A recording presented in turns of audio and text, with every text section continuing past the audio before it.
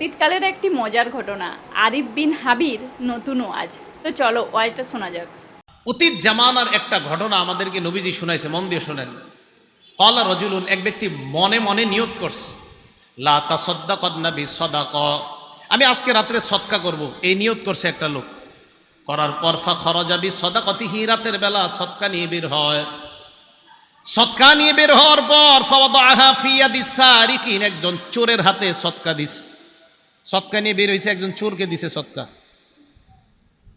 তো এই লোকটা চোরের সদকা দেওয়ার পর বাসায় আসছে, আসার পর রাতের বেলা ঘুমায় গেছে। ঘুমায় যাওয়ার পর ফাসবাহু ইয়াতাহাদ্দাসুনা তুসাদ্দিকাল লাইলাতা আলা সারিক, জনগণ সকালবেলা বলা বলি করতে লাগলো, রাতের বেলা একজন চোরকে সদকা করা হয়েছে। ওই লোকটা যখন এই কথা শুনলো, শোনার পর ওই লোকটা বলল, আল্লাহুম্মা লাকাল হামদু আলা সারিক, আল্লাহরে বললেন, আল্লাহ তোমার প্রশংসা, আমি একজন চোরকে সদকা করলাম, আমার তো জানা নাই। আমি নিয়ত করলাম লা আতাসাদ্দাকান্না বিসাদাকা, আজকে রাত্রে আমি আবার সদকা করব। রাতের বেলা সদকা নিয়ে বের হয়। ফাওয়াদাহা ফি ইয়াদি জানিয়া, দ্বিতীয় রাতে একজন ব্যভিচারিণী নারীর হাতে সদকা দিস। প্রথম দিন চোর, দ্বিতীয় দিন একজন ব্যভিচারিণী নারী, যে টাকার বিনিময়ে নিজের পবিত্র সতীত্ব বিক্রি করে বেড়ায়, এমন একজন নারীকে দ্বিতীয় দিন সদকা করছে।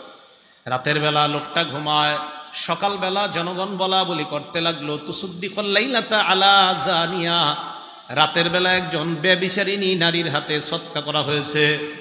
ওই লোকটা এবার আল্লাহর দিকে তাকায় বললেন, আল্লাহুম্মা লাকাল হামদু আলা জানিয়া, মাবুদ তোমার প্রশংসা, আমার তো জানা নাই আমি একজন ব্যভিচারিণী নারীকে সদকা করলাম। লা আতাসাদ্দাকান্না বিসাদাকা, আমি আবার নিয়ত করলাম আজকে রাতে আমি আবার সদকা করব। রাতের বেলা লোকটা সদকা নিয়ে বের হয়। রাতের বেলা সদকা নিয়ে বের হওয়ার পর ফাওয়াদাহা ফি ইয়াদি গনিহিন, 3 নাম্বার দিন একজন ধনী মানুষের হাতে সদকা দিস। এক ধনী মানুষ রাতের বেলার টাকার টেনশনে রাস্তায় হাঁটতেছে, এত টাকা পয়সা, রাতে টেনশনে ঘুম হয় না। এই ব্যক্তি কি করছে, রাতের বেলা রাস্তায় একজন লোকরে দেখছে, ওই বেটার হাতে সদকা দিয়ে দিস। ধনী মানুষও চিন্তা করতেছে ঘটনা কি, আমারে কি দিল, এ বুঝতেছে না, এ কিন্তু সদকা দিয়ে গেছে, মনে করছে ভিক্ষুক টিকুক রাত্রে হাঁটতেছে, দিয়ে দিস। রাতের বেলা ঘুমায় গেছে। সকালবেলা জনগণ বলা বলি করতে লাগলো, লোকটার কি সমস্যা, প্রথম দিন চোরের সদকা দিস, দ্বিতীয় দিন একজন ব্যভিচারিণী নারীকে সদকা দিস, তৃতীয় দিন এমন একজনকে সদকা দিয়েছে যাকে সদকা দেওয়া কোনো মতেই ঠিক না, একজন ধনী মানুষের হাতে সদকা দিস। এবার এই লোকটা আল্লাহর দিকে তাকায় বলে, আল্লাহুম্মা লাকাল হামদু আলা গানিয়িন, আল্লাহর কাছে বললেন, আল্লাহ আজকেও আমি জানতাম না আমি কাকে সদকা করলাম। প্রথম দিন একজন চোরকে দিলাম, দ্বিতীয় দিন একজন ব্যভিচারিণী নারীকে দিলাম, তৃতীয় দিন একজন ধনী মানুষকে দিলাম। আজকে আমার সদকা করার মতো অর্থ নাই, থাকলে আমি আবার আজকে সদকা নিয়ে বের হতাম।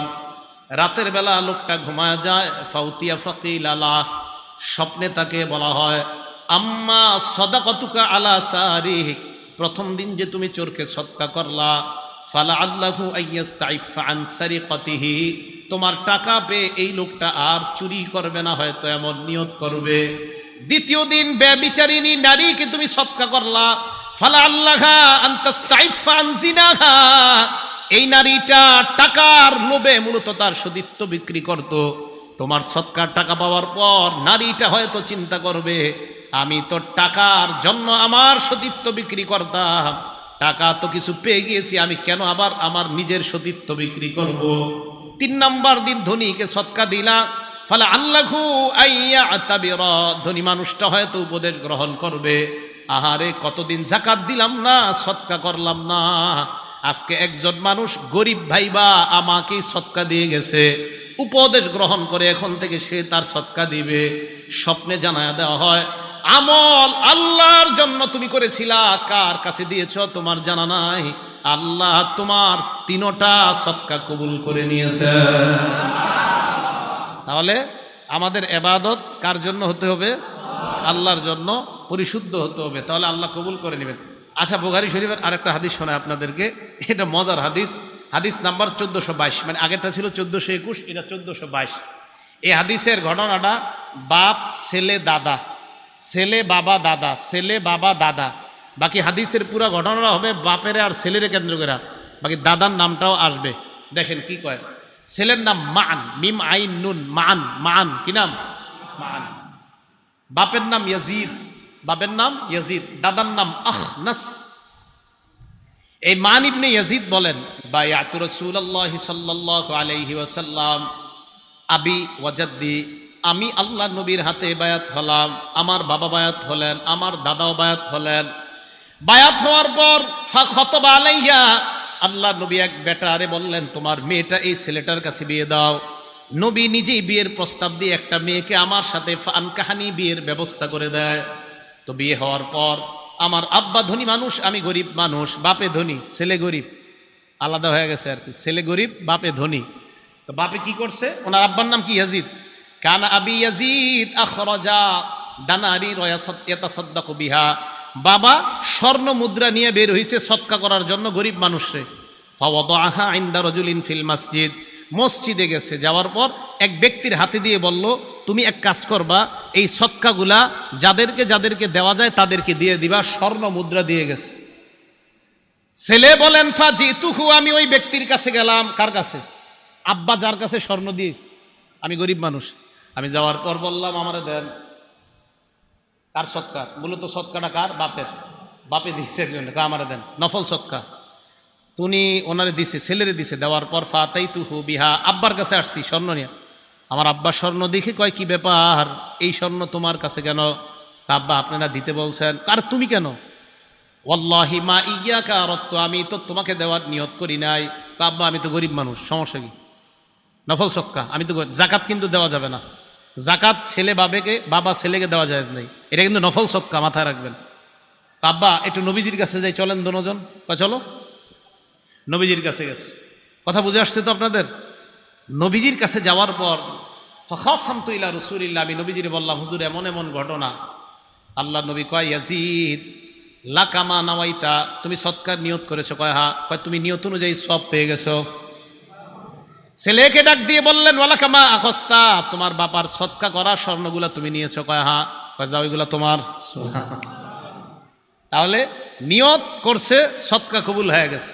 আর ওইদিকে ছেলে নিছে। আল্লাহ নবী কয়, বাপের কাজ বাপে করছে, তোমারটা তুমি করছো।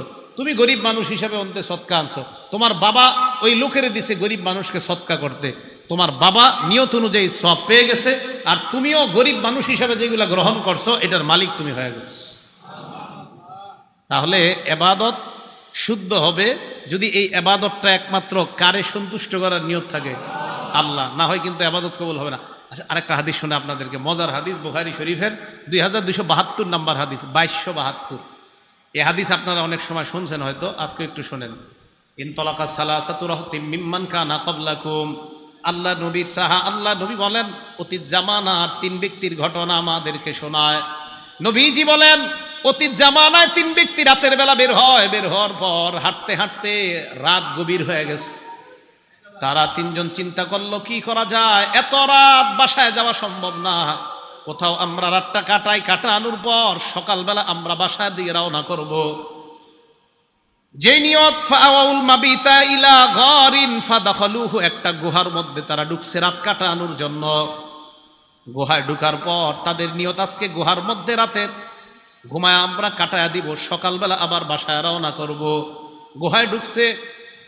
ফানহাদারাত সখরাতুম মিনাল জাবাল, পাহাড় থেকে একটা পাথর আসছে, আসার পর ওই গুহার মুখে আইসা পড়ছে।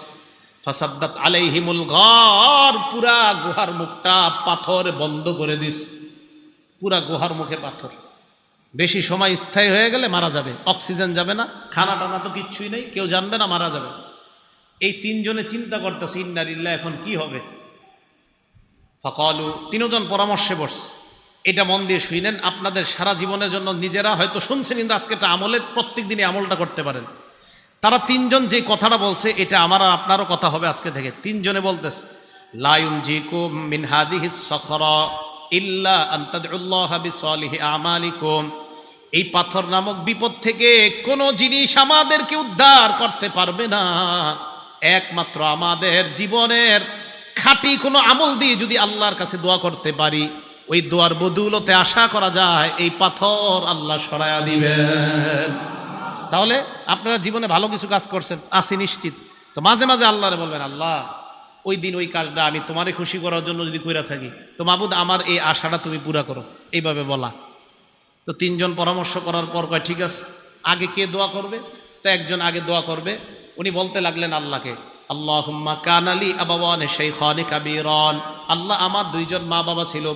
মা বাবা দুইজন আছে কার কার? হাত তোলেন তো। দুইজনই আছে কার কার? হাত নামান। একজন আছে কার? মা অথবা বাবা? হ্যাঁ, একজন। হ্যাঁ, আচ্ছা, আমরা তো একটু কপাল খারাপ যারা আমাদের একজন, আর যাদের দুইজন আছে আপনাদের কপাল অনেক ভালো, এখনো ভাগ্য অনেক ভালো। হ্যাঁ, এই জন্য ওনারা থাকতেই জান্নাত কামাই করেন, ওনারা থাকতেই জান্নাত কামাই করে নেন। চলে গেলে কিন্তু আর পাবেন না সুযোগ, একদম বুঝে আসবে, বিশ্বাস করেন। থাকতে বুঝে আসবে না, চলে গেলে বুঝে আসবে, সত্যি কথা।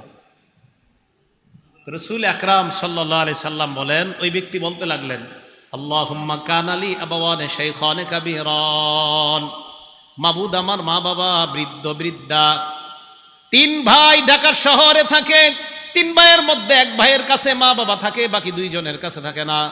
ওই দুইজনের বিবি আর ওই দুইজন চিন্তা করে বাঁচাইছে আল্লাহ, আব্বা আম্মাডারে ওইটার সাথে দিয়ে দিস, আমগো দুইজনরে আল্লাহ বাঁচাইছে। না না, আপনাদের দুইজনকে আল্লাহ ঠগাইছে, বাঁচায় নাই। আপনাদের এই মানসিকতা যে আমগো দুইজনের সাথে আব্বা আম্মা নাই, ওটার সাথে আছে কামরাঙ্গি চোর বাসা ভাড়া নিয়ে থাকে, ওইটা আমরা দুইজন লালবাগ আছি, আল্লাহ বাঁচাইছে রে, আব্বা আম্মা ওখানে আছে, ওষুধপাতি যা আছে ওর কাঁধে দিছি, ওর কাঁধে দেন নাই, ওরে আপনারা জান্নাতে যাওয়া সহজ করে দিয়েছেন। আপনারা জিতে যান নাই, হেরে গেছেন, সত্যি কথা। তো বলতেছে আল্লাহ আমার আব্বা আম্মা দুইজন আছে, কুনতুলা আগবিকু ক্বাবলাহুমা আহলান আও মালা, আল্লাহ আমি প্রতিদিন দুধ দহন করতাম, করার পর আব্বা আম্মার আগে আমি আমার পরিবারের কাউকে দুধ দিতাম না, দাস দাসী কেউ দিতাম না, বাসায় আনার পর আগে আব্বা আম্মারে খাওয়াইতাম, এরপর অন্যদেরকে দিতাম। এই কথা বলার পর আল্লাহকে বলতে লাগলেন, ফানা আবি ফি তলাবি শাইইন ইয়াওমা, একদিন আমি একটা প্রয়োজনে অনেক দূরে চলে যাই, যাওয়ার পর ফালাম উরিহ আলাইহিমা হাত্তা নামা, আসতে আসতে দেরি হয়ে যায়, রাতের বেলা এসে দেখি আব্বা আম্মা ঘুমায় গেছে। আমি দুধ দহন করলাম, হালাবতুলাহুমা গবুকহুমা, মা বাবার জন্য দুধ দহন করার পর তাদের কাছে আসলাম, ওয়াজাতুহুমা নাইমাইন, আসার পর দেখলাম তারা ঘুমায়। কারিহতু আন আগবিকা ক্বাবলাহুমা আহলান আও মালা, আমি আমার আব্বা আম্মার পূর্বে পরিবারের কাউকে দুধ দেওয়াটা অপছন্দ করলাম।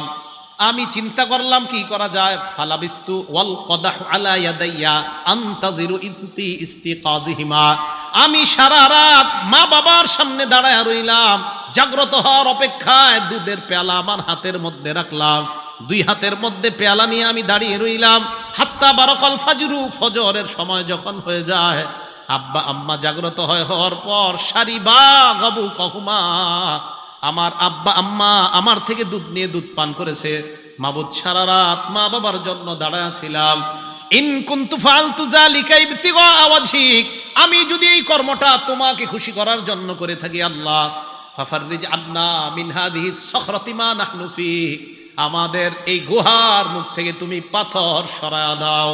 আল্লাহ নবী বলেন, এই দোয়া করার সাথে সাথে তিনজন গুহার মুখের দিকে তাকায়, তাকায় দেখে আস্তে আস্তে গুহার মুখ থেকে পাথরটা সরে যায়। নবীজি বলেন হালকা সরছে, লা ইস্তাতিউনাল খুরুজ, বের হতে পারে না, এতটুকু সরছে মানে ফাঁকা হয়েছে, একটু বাতাস টাতাস আসে, কিন্তু বের হতে পারবে না।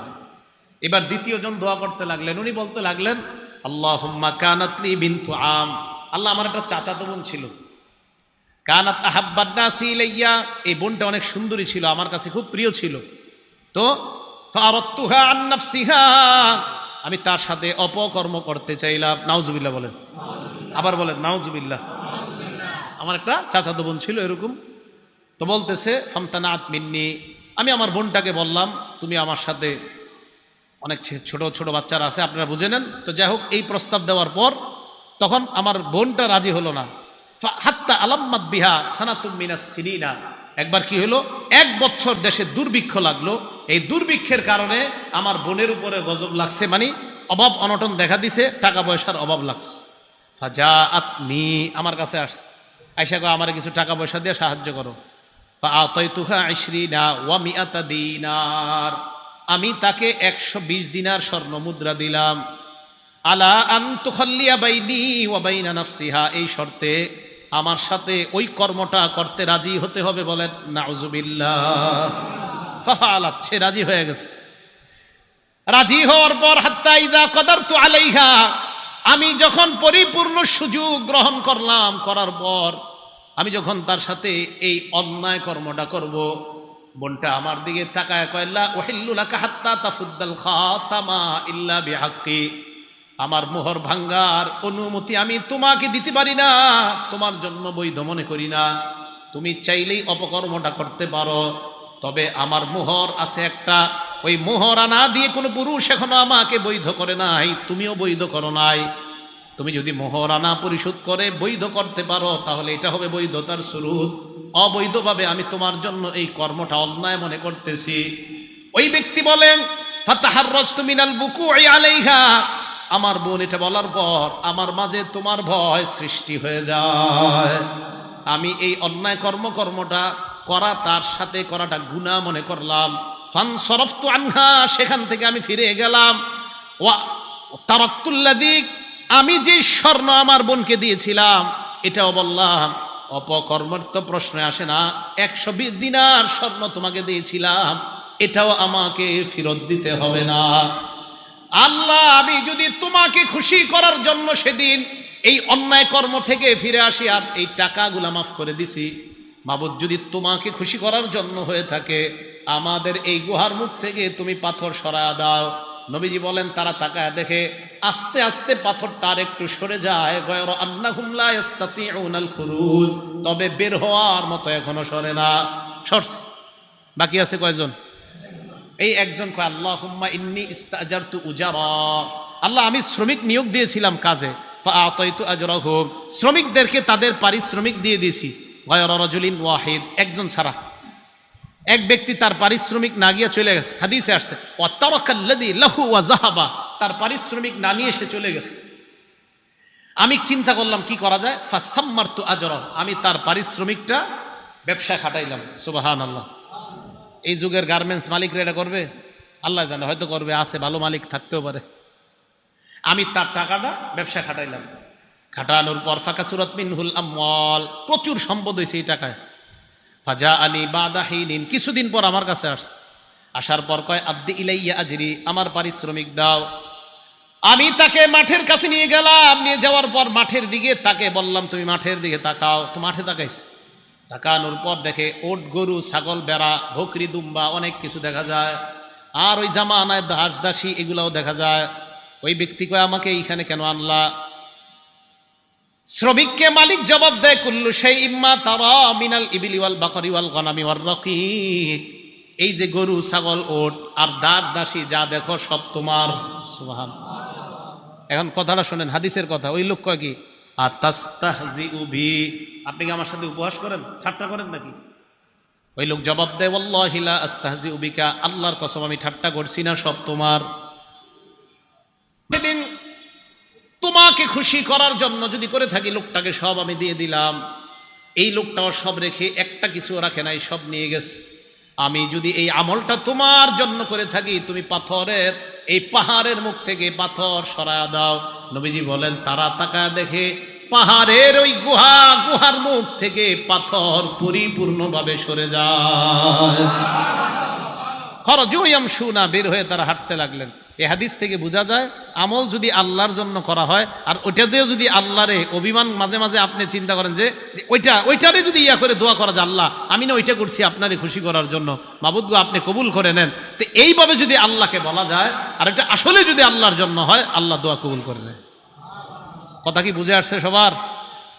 আরেকটা হাদিস শোনাই, তিরমিজি শরীফের 2325 নাম্বার হাদিস, 2325 নাম্বার হাদিস। এই হাদিসটা মুখস্থ করতে হবে সবার। কি করতে হবে? বলে না কি করতে হবে? আরে হ্যাঁ, নবীজি মুখস্থ করাইছে সাহাবাদেরকে, তো আমি তো আপনাদেরকে মুখস্থ করাইতে হবে, নাহলে তো হবে না। এই হাদিস সাহাবাদেরকে নবীজি মুখস্থ করাইছে, তা আপনাদেরকে মুখস্থ না করাইলে তো হবে না। কি তৈরি আছেন তো? হ্যাঁ, বাকি আশার বাণী হলো আপনাদের আরবিটা মুখস্থ করতে হবে না, বাংলাটা করলেই চলবে। ঠিক আছে তো? আরবিটা ওলামায়ে কেরাম ওনারা পারে, কিন্তু আপনারা যারা সাধারণ আরবিটা দরকার নেই, আপনারা বাংলাটা। এখন আগে শোনেন হাদিসটা। নবীজি বলেন সালাসাতুন উকসিমু আলাইহিন্না, তিন ব্যক্তির ব্যাপারে তোমাদেরকে আমি শপথ করব। কয় ব্যক্তি?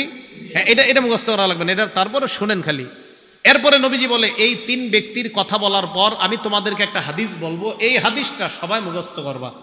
এখন আমিও আপনাদের সামনে তিন ব্যক্তির কথা প্রথমে বলবো, এরপর একটা হাদিস বলবো, এই হাদিস সবাই মুখস্থ করতে হবে। ঠিক আছে তো ইনশাআল্লাহ? নবীজি বলেন, এক নাম্বার, মা নাকস মালু আব্দিম মিন সাদাকা, সদকা করলে সম্পদ কমে না। সুবহানাল্লাহ। আল্লাহ নবী কয় আল্লাহর কসম সদকা করলে সম্পদ কমে না।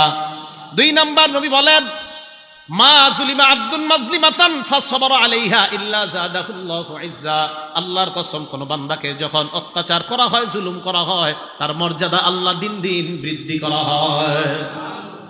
এই হাদিসটা পড়ার পর আমাদের অনেক মুহতারামদেরকে নিয়ে আমি স্বপ্ন দেখতেছি, আমাদের অনেক শ্রদ্ধেয় ব্যক্তিত্বদেরকে নিয়ে স্বপ্ন দেখি, আর ডেলি আল্লাহর কাছে বলি, আল্লাহ আপনার নবী কসম খায় বলছে যারে যত বেশি জুলুম করা হবে তার মর্যাদা আপনি তত বাড়ান। আল্লাহরে বলি কিছু কথা তখন দিল থেকে, কি বলি কোনো একদিন বলবো কি বলি। তো দুই নাম্বার, যাকে জুলুম করা হয় সে যদি ধৈর্য ধারণ করে তার মর্যাদা আল্লাহ বাড়ায় দেয়। অপেক্ষা থাকেন, একটু ধৈর্য ধরেন সবাই ইনশাআল্লাহ। তিন নাম্বার, ওয়ালা ফাতাহা আব্দুন বাবা মাসআলা, কোন ব্যক্তি যদি ভিক্ষার হাত বাড়ায়, কিসের হাত? ভিক্ষার, মানে ওর মনে করেন 400 মণ 300 মণ ধান পায়, এরম ভিক্ষুক আমি চিনি যে ব্যক্তি 100 মণ 200 মণ ধান হয় তার, কিন্তু আপনার ওই একটা অভ্যাস হয়ে গেছে যে ভিক্ষা করুন। তো নবীজি বলেন ইচ্ছা করে যদি কেউ ভিক্ষার হাত বাড়ায়, ওরে মরণ পর্যন্ত আল্লাহ এই হাত পাতায় থাকবে, আল্লাহ মরণ পর্যন্ত ওর অভাব অনটনের দরজা বন্ধ করবে না, কোথাও না কোথায় তার অভাব লাগায় দিবে। এই তিনটা শপথ করে বলার পর নবীজি কয়, এখন তোমাদেরকে একটা হাদিস বলবো, এটা মুখস্থ করো। আগে আপনাদেরকে সংক্ষেপে মুখস্থ করে হাদিসটা, পরে ব্যাখ্যা বলবো, আগে বাংলাটা মুখস্থ করেন। বলেন, যাকে আল্লাহ বিদ্যা এবং সম্পদ দিয়েছে, বলেন কত? এক নাম্বার, যাকে আল্লাহ বিদ্যা এবং সম্পদ দিয়েছে। দুই নাম্বার, যাকে আল্লাহ শুধু বিদ্যা দিয়েছে সম্পদ দেয় নাই, বলেন। তিন, যাকে আল্লাহ সম্পদ দিয়েছে বিদ্যা দেয় নাই। চার, যাকে আল্লাহ সম্পদও দেয় নাই বিদ্যাও দেয় নাই। আচ্ছা, আমি আবার বলি, আপনারা এবার মন দিয়ে শোনেন, পরে আবার জিজ্ঞাসা করলে আপনারা বলবেন। এক নাম্বার, যাকে আল্লাহ বিদ্যা সম্পদ উভয়টা দিয়েছেন। দুই নাম্বার, যাকে আল্লাহ বিদ্যা দিয়েছেন সম্পদ দেননি। তিন নাম্বার, যাকে আল্লাহ সম্পদ দিয়েছেন বিদ্যা দেননি। চার নাম্বার, যাকে আল্লাহ সম্পদও দেননি বিদ্যাও দেননি। এবার আপনারা বলবেন, আমি আঙ্গুল তুলছি, বলেন। এক নাম্বার, দুই নাম্বার, দুই নাম্বার আপনি কি কইলেন?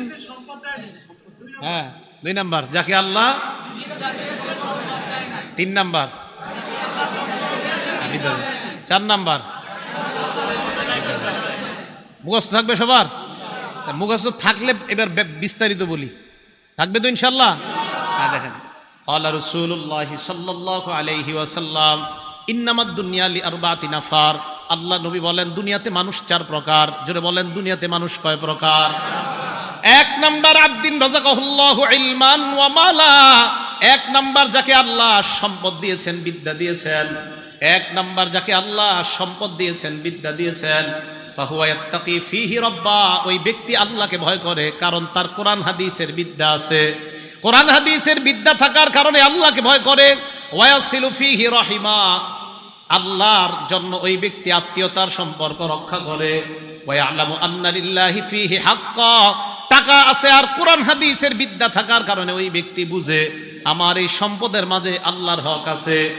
তাহলে এক নাম্বার, যাকে আল্লাহ বিদ্যা দিয়েছেন সম্পদ দিয়েছেন। কোন আলেমকে যদি আল্লাহ বিদ্যা দেয় এবং সম্পদ দেয়, ওই আলেম তার বিদ্যার মাধ্যমে তার সম্পদ কোথায় খরচ করতে হবে এটা তার জানা আছে। আল্লাহ নবী বলেন, ফাহুয়া বিআফজালিল মানাজিল, এই ব্যক্তি সবচাইতে শ্রেষ্ঠ মর্যাদাবান ব্যক্তি হয়ে যায়। সম্পদ আছে, টাকা আছে, কিন্তু সঠিকভাবে খরচ করে, এই ব্যক্তি শ্রেষ্ঠ ব্যক্তি। দুই, ও আব্দিন রাযাকাহুল্লাহু ইলমান ওয়া লাম ইয়ারযুকহু মালা, দুই নাম্বার, যাকে আল্লাহ বিদ্যা দিছে সম্পদ দেয় নাই। এমন অনেক আলেম আছে, আলেমদের মধ্যে 90% মাশাআল্লাহ আলেম, খুব ভালো আলেম, এলেম আছে, কিন্তু টাকা নাই, আছে না? মসজিদের ইমাম সাহেবদের এদিকে বেতন কেমন দেন তা তো জানি না আমি, চিন্তা করে এই জায়গায় বেতন যত কম দেওয়া যায়, হ্যাঁ, এই চিন্তা চেতনা। ওলামায়ে কেরামকে মর্যাদা দিছে আল্লাহ, আপনারা দেন না কেন? এটা আমি মাঝে মাঝে চিন্তা করি। ওলামায়ে কেরামকে মর্যাদা দিছে কে? আরো জোরে কোন, কে দিছে? আল্লাহ দিছে। এই জায়গায় আমরা যারা আছি ইনশাল্লাহ আমরা ইমানদার না? আর ইমানদার কিনা? আল্লাহ সূরা মুজাদালায় বলে ওয়ারফাইল্লাহুল্লাযীনা আমানু মিনকুম। এই জায়গায় আপনারা যারা ইমানদার, আপনাদের মর্যাদা আল্লাহ বাড়ায়। ইমানদারদের মর্যাদা কে বাড়ায়? আবার ইমানদারদের মর্যাদা কে বাড়ায়? এটা কারণ আছে, একটু বলতেছি। বলেন, এই জায়গায় যারা আমরা ইমানদার, আমাদের মর্যাদা বাড়ায় কে? আবার এই জায়গায় যারা ইমানদার, আমাদের মর্যাদা বাড়ায় কে? আচ্ছা, এই ইমানদারদের মাঝে আলেম আসেনি? এবার আল্লাহ কয় ওয়াল্লাযীনা উতুল ইলমা দারাজাত, তোমাদের ইমানদারদের মধ্যে যারা আলেম, তাদের মর্যাদা আরো অনেক উঁচু স্তরে আল্লাহ বেড়ায় দেয়। তা আলেমদের মর্যাদা আল্লাহ দিছে, আপনারা দেন না কেন? ইমাম সাহেবের বেতন বাড়াইতে প্রত্যেক মাসে কি যে এক ঝামেলা। হ্যাঁ, তাহলে ইমাম সাহেবের বেতন বাড়াইতে গেলে একটা পুরা মিটিং বসে, সপ্তাহব্যাপী মিটিং হয় না, 500 1000 কি করে? আরে 500 বাড়াও, 1000 এটা ঠিক না, 500 বাড়াও, 500ই তো হয়, 1000 কেমনে বাড়ায়?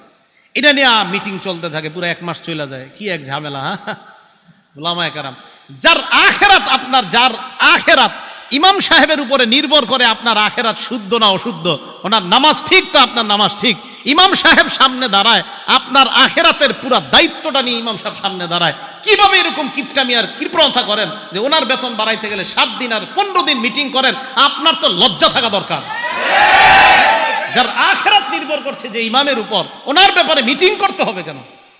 আমি খুব লজ্জা পাই এই বিষয়গুলো। যেই ইমাম সাহেবের, ওনার কারণে আপনার আখেরাত, উনি সামনে দাঁড়ায়, আপনার আখেরাতের পুরো দায়িত্বটা নিয়ে সামনে দাঁড়াচ্ছে একজন ইমাম। হ্যাঁ, আপনি জানেন আমি সামনে সাধারণত ভয়ে দাঁড়াইতে চাই না, সামনে যে দাঁড়াই না কেন, পিছনে হাজার হাজার মানুষের দায়িত্ব এটা। কিন্তু আমি মাঝে মাঝে ইমামদেরকে নিয়ে চিন্তা করি, একজন ইমাম কতগুলো মানুষের আখেরাতের দায়িত্ব নিয়ে সামনে দাঁড়ায়। ওনার ক্ষেত্রে মুসল্লিদের মধ্যে আমরা কি পরিমাণ চিন্তা চেতনা, আর যে কত টেনশন ইমামরে নিয়া, নাউজুবিল্লাহি মিন যালিক। বলেন, ইমামদেরকে সম্মান করবো তো ইনশাআল্লাহ? সম্মান করেন। সম্মান কেন সম্মান করবেন জানেন? ইমাম যেই জায়গায় দাঁড়ায়, ওই জায়গায় দাঁড়ায় নবীজি ইমামতি করতেন। হ্যাঁ বলেন, ইমাম যেই জায়গায় দাঁড়ায় সেখানে দাঁড়ায় ইমামতি কে করতেন?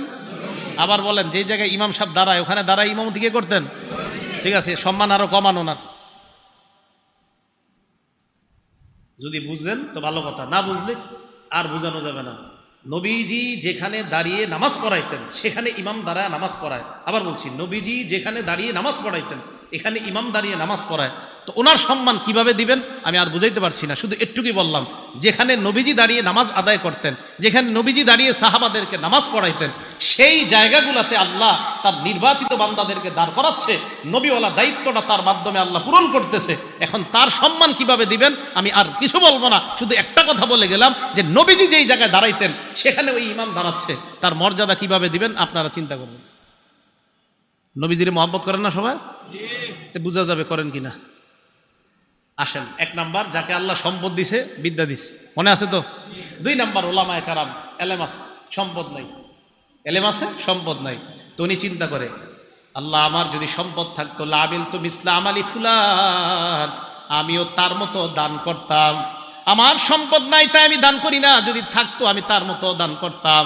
আল্লাহ নবী বলেন ফাজরুহুমা সাওয়া, প্রথম ব্যক্তি যেমন দুনিয়ার শ্রেষ্ঠ বান্দা, দ্বিতীয় ব্যক্তিও আল্লাহর কাছে ওই প্রথম ব্যক্তির মতো শ্রেষ্ঠ হয়ে যায়। দ্বিতীয় জনের টাকা পয়সা দান না করে প্রথম জনের মতোই নিয়ত। এবার 3 নাম্বার কে জানি? যাকে আল্লাহ সম্পদ দিছে, বিদ্যা দেয় নাই। ও আবদিন রাযাকাহুল্লাহু মা লাম ইয়ারযুকহু ইলমা, যাকে আল্লাহ সম্পদ দিয়েছে বিদ্যা দেয় নাই, এই ব্যক্তি এবার সম্পদ কি করে? ফাহুয়া ইয়াখবিতু ফি মালিহি, তার সম্পদ যেমনি ইচ্ছে এমনি খরচ করে। ভারত পাকিস্তানের খেলার সময় 1 কোটি টাকা বাজি নেয়, জুয়া খেলে, তাস খেলে, ইত্যাদি খেলার মধ্যে তার টাকা নষ্ট করে। আলেমদের কাছে মাসালা জিজ্ঞাসা করে না, টাকা যেমনি মন চায় এইভাবে খরচ করে। আল্লাহ নবী বলেন ফাহুয়া বিআখবাসিল মানাজিল, এই লোকটা সবচেয়ে নিকৃষ্ট, বলেন নাউজুবিল্লাহ। 4 নাম্বার, যাকে আল্লাহ সম্পদ দেয় নাই, বিদ্যা দেয় নাই, পুরা কপাল, সম্পদ নাই, বিদ্যাও নাই, এই ব্যক্তি নিয়ত করে আমার যদি টাকা থাকতো লামিল তুমিস্তা আমালি ফুলান, ওই ব্যক্তির মতো আমিও 42 ইঞ্চি একটা টিভি কিনতাম। নিয়ত করে, টাকা নাই কিন্তু নিয়ত করে, আরে আজকে আমার থাকলে বুঝাই দিতাম, আপনি এই শোরুম থেকে টিভিটা নিতেছেন, আমার থাকলে আমিও বুঝাইতাম। এর এইরকম নিয়ত। নবীজি বলেন ফাবিজরুহুমা সাওয়া, শেষ দুইজনের মাকাম এক, শেষ দুইজনের মাকাম এক, শেষ দুইজন নিকৃষ্ট বান্দা, প্রথম দুইজন উৎকৃষ্ট বান্দা, শেষ দুইজন নিকৃষ্ট বান্দা। সবার মনে থাকবে তো এটা? তাহলে এটা নবী সব সাহাবাদেরকে মুখস্থ করাইছে হাদিসটা। এক নাম্বার যাকে বিদ্যা, এলেম, বিদ্যা আর সম্পদ দিছে, 2 নাম্বার যাকে আল্লাহ এলেম দিছে সম্পদ দেয় নাই, 3 নাম্বার যাকে আল্লাহ সম্পদ দিছে এলেম দেয় নাই, 4 নাম্বার যাকে এলেমও দেয় নাই সম্পদও দেয় নাই। প্রথম দুইজন শ্রেষ্ঠ, শেষের দুইজন নিকৃষ্ট। আল্লাহ শেষ দুইজন থেকে হেফাজত করেন, প্রথম দুইজনের অন্তর্ভুক্ত হওয়ার তৌফিক দান। মনে থাকবে তো ইনশাআল্লাহ? তাহলে আজকে আমরা হাফেজে কোরআন যারা নতুন করে হেফজ নিল এবং এই মাদ্রাসায় যারা পড়াই, আমাদের এই সমস্ত আমল, কর্ম, ইবাদত একমাত্র খুশি কাকে করার জন্য করব? আল্লাহকে করার জন্য। আল্লাহ পাক রব্বুল আলামিন আমাদের সকলকে ইখলাসের সাথে যে কথাগুলো আমরা শুনলাম, আচ্ছা এতক্ষণ যে আমি বয়ান করছি এটা নিয়ত সঠিক করে শুনছেননি তো? কি বয়ান করলাম? এত বয়ানে তো করলাম সব আমল করতে হবে নিয়ত সঠিক করে। এতক্ষণ যে ওয়াজ করছি এটা নিয়ত সঠিক ছিল নি? এখন যে বয়ান করলাম নিয়ত সঠিক করে শুনছেন তো? জি, একটু আওয়াজ আস্তে আসতেছে। তো এতক্ষণ যে বয়ান করলাম নিয়ত যদি এখনো সঠিক না থাকে এখনই সঠিক করে নেন। আল্লাহ পাক রব্বুল আলামিন আমাদের প্রত্যেকটা আমল যেন একমাত্র আল্লাহর জন্য আমরা করতে পারি, আল্লাহ তৌফিক দান করেন। আমিন ওয়া আখিরু দাওয়ানা আলহামদুলিল্লাহি রাব্বিল আলামিন। এখানে আমরা অতীতকালের একটা মজার ঘটনা দেখতে পেলাম। মানে একটা ব্যক্তি এমন সবাইকে সত্তা দিচ্ছিল যাদেরকে দেওয়া উচিত হয়নি, কিন্তু তাদেরকে দিচ্ছিল। ব্যভিচারিণী মহিলা, ধনী ব্যক্তি, আরও বিভিন্ন ধরনের মানুষদের যাদেরকে দেওয়া উচিত হয়নি। আর সেটা সব থেকে বেশি মজার ঘটনা ছিল। এখানে অনেকগুলো কথা বলেছেন, সেগুলো সত্যিই ঠিক। ঈশ্বর হচ্ছে সবাইকে সমস্ত কিছু ক্ষমতা দেননি। কারো যদি টাকা আছে তাহলে তার মন নেই, আবার যদি কারো মন থাকে তাহলে তার টাকা নেই। আবার যার সমস্ত দেওয়ার ইচ্ছা আছে কিন্তু তার হচ্ছে দেওয়ার সামর্থ্য নেই। মানে বিভিন্ন ধরনের এখানে আমরা মানে বিভিন্ন ধরনের মানুষ আছে। আর এটা একটা উদাহরণের মাধ্যমে বুঝিয়ে বললেন, সেটা দেখে খুব ভালো লাগলো। আর ঈশ্বর সবসময়ই যারা সৎ মানুষ তাদের সাথে থাকেন, আর যারা লোভী হয়, যারা অত্যাচারী হয় তাদেরকে ঈশ্বর অবশ্যই তাদেরকে শাস্তি দেন। সেটাই এই ভিডিওটার মাধ্যমে সংক্ষিপ্তভাবে বুঝিয়ে বললেন। আমি যেটুকু বুঝতে পারলাম সেটুকু বললাম। আর ঈশ্বর তাকেই সব সময়, মানে যারা সৎ ব্যক্তি তাদের সাথে সব সময়ই থাকেন। তার জন্য যে কোনো কাজ করার আগে ঈশ্বরকে স্মরণ করুন আর ঈশ্বরকে ডেকেই সম্পন্ন করুন, তাহলে দেখবেন আপনার জীবনও ভালো কাটবে। আপনাদের ভিডিওটা দেখে কেমন লাগলো অবশ্যই জানাবেন। আর সবাই খুব ভালো থাকবেন, সুস্থ থাকবেন, দেখতে থাকবেন আমাদের চ্যানেল। টাটা।